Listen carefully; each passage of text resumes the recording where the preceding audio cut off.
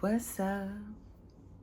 Been a minute since we kicked it, time to catch up. What's up, friends? It's been a minute since I've posted on YouTube, since I've really consistently posted on social media. So we're gonna talk about it. Let's get into it. This is really gonna be a ramble, honestly, but there's gonna be a few things that I want to touch on. So first of all, last year, I took the longest break off social media that I've taken in a very long time because I needed to. I got married, and shortly after getting married, I got pregnant, and I didn't want to be pregnant. It's so funny because my husband and I, we practiced celibacy until we were married. And so when we got married, and we were just exploring the freedom of sharing space with your husband, your wife. Like, wow, okay? It's just a new level of safety that you feel. And right when I was like, you know what, let's chill out a little bit, because I am not getting pregnant right now. The day after I said that to him, the day after I discovered I was pregnant, and I was absolutely distraught. I was not happy to find out this, but God had bigger plans for me than I had for myself. God knew what I needed more than what I thought I needed. So I got pregnant. She's back there sleeping. My bed's a mess, but we're gonna keep on being transparent, okay? So I took a break off social media for about 7 months. Within that 7 months, it showed me so freaking much. I didn't realize how much growing on social media, almost reaching my goal of 100K, really created this doom cloud over my life of expectation, of believing that growing on social media was going to change my life. And it was changing my life. And I could see the trajectory that I was on as a result of the growth. And part of me was identifying this shift as a self-sabotage, because I've done that plenty of times. But through reflection, through growing in my connection to God, which I'm going to discuss as well, I realized how it was on purpose that I got off of social media when I did, because I would have been amplifying my ego, satisfying my flesh, and caught up in the world in a way that I don't want to be. Yes, I want success. Yes, I want financial abundance. Yes, all those things. But I feel like I had to go through a process of detachment away from those things in order to settle into that truth from a more honest space. But I needed to realize that I didn't need it. I needed to prioritize my family, my husband, my children, and really settle into that space. And to be honest, I'm still settling in. There's still a big part of me within motherhood that feels like I'm supposed to be doing something else, or be somewhere else, or doing more. And that's just been a big adjustment within itself, being having been a single mother to now married and parenting alongside my husband. During that break, I also have experienced exponential spiritual growth. My systems of belief have been challenged exponentially. As a result, has radically changed who I am and how I show up in the world. And I used to consider myself to be spiritual, and while I still consider myself to be spiritual, the things that I used to align with and subscribe to, like astrology, crystals, tarot, things like that, they no longer resonate like they once did. I find myself referring to prayer a lot. I'm here to tell you that it is so powerful, and it transcends religion. It is you communicating to the Most High directly. And through that, you are able to release and also receive. It's powerful. And it's been really liberating to realize how I don't need anything outside of myself. I don't need the tools. And I'm not here to discredit them. I'm not here to bash them. I do have perspective about them that has changed. And I won't say that all of them are inherently evil, but I do think that the intent behind their use can be. Okay, so with that, I could get into it if you want to. Yeah, I've been shedding pretty much all my systems of belief. I didn't really know what to expect in being married, and I didn't know that it would come with a complete uprooting of who I am. Being a mother of 3 has uprooted me. Separating myself from social media has uprooted me. Now I'm just nurturing the soil and where I am planted in order to grow to my highest heights. There's been a lot going on in these last couple of months. So many people on social media are lying. And I think that's why I am switching to long form creation, long form communication, because that's what this is. We're communicating with each other. Because I think that it allows for more of the veil, the mask that we put on to be revealed, and we can truly show up within ourselves. On social media, I feel like there's this need to show up a specific way. It's this need to put our best foot forward, but that best foot is full of so much bias. And sometimes I think that that's really detrimental, not only for the person who's receiving, but it's also detrimental for you who's sharing. Because then for me, at least, I felt like I had to show up a specific kind of way. And it was just like, this is not real. This is not honest. This is not true. This is not me. And it was exhausting AF. And since my absence off of social media, my community has diminished by the thousands. Each day, the community lessens more and more and more and more. It's so funny because I think that was even on purpose. Like, I needed to see that none of that matters. None of that matters. I wish I could tell you that in my absence that I've gotten more organized, that I've gotten financially stable, that I have a routine every day, that all these things that I thought I would do and achieve in my absence. But none of those things happened. What did happen is that I've grown closer to my husband.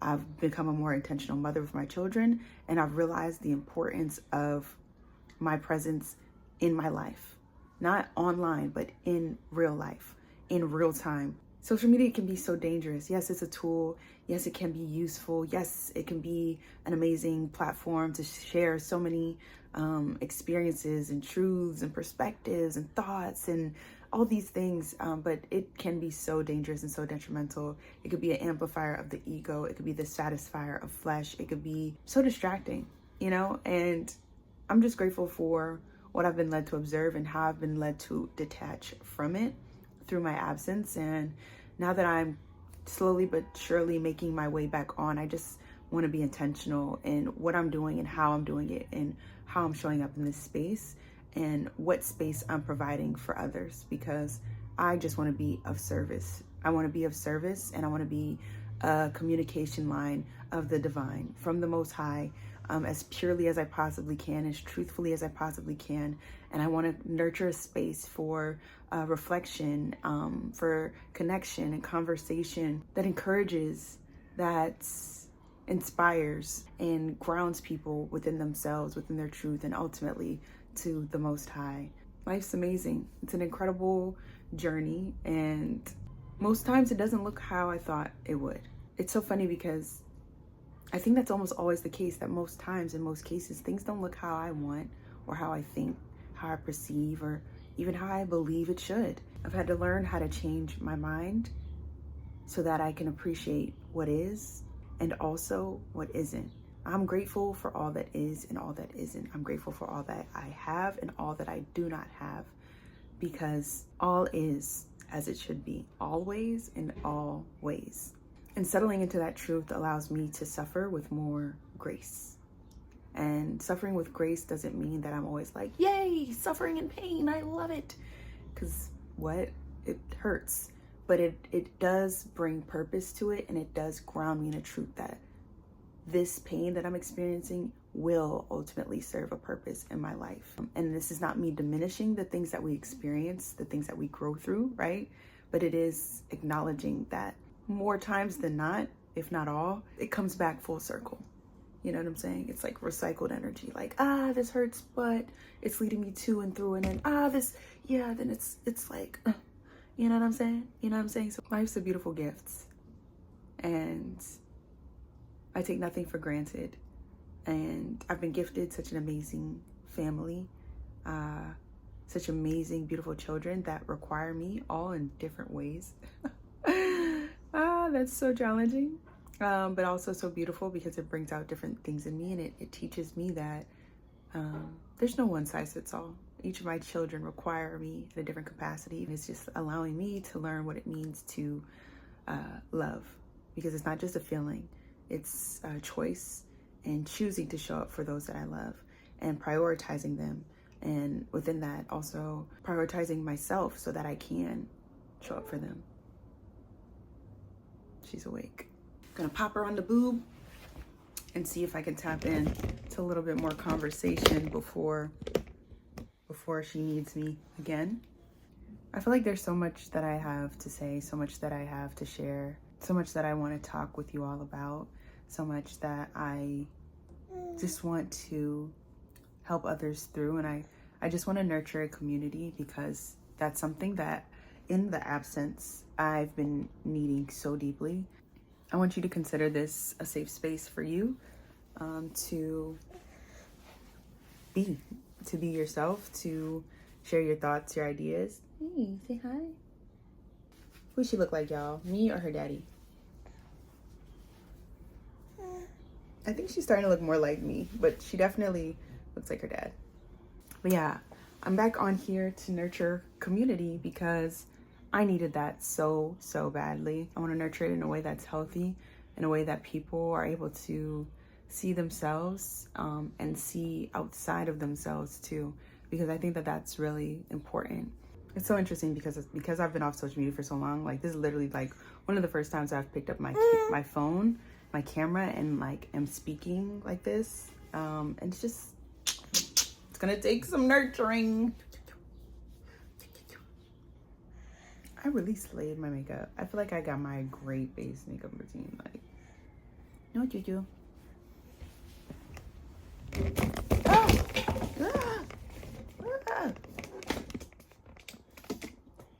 Don't mind the mess if you saw it, because it's a mess in here. Okay, this is real life.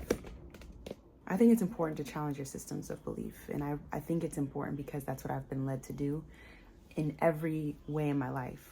My spiritual beliefs, my beliefs when it comes to relationship, my beliefs when it comes to myself, all those systems of belief have been challenged in a way that's uprooted me. Now I'm here again, nurturing the soil. I'm nurturing the ground in which I will plant myself to ensure that the environment that I'm in is one that will allow for the ultimate nurturing of my growth in every way. Realizing that soil is not comprised of just one mineral, and my growth is not comprised of just one thing that will feed me. My growth is sustained through many different things, and figuring out what those things are and how I can encourage them in order to grow. A plant needs, what does it need? It needs so many different things, right?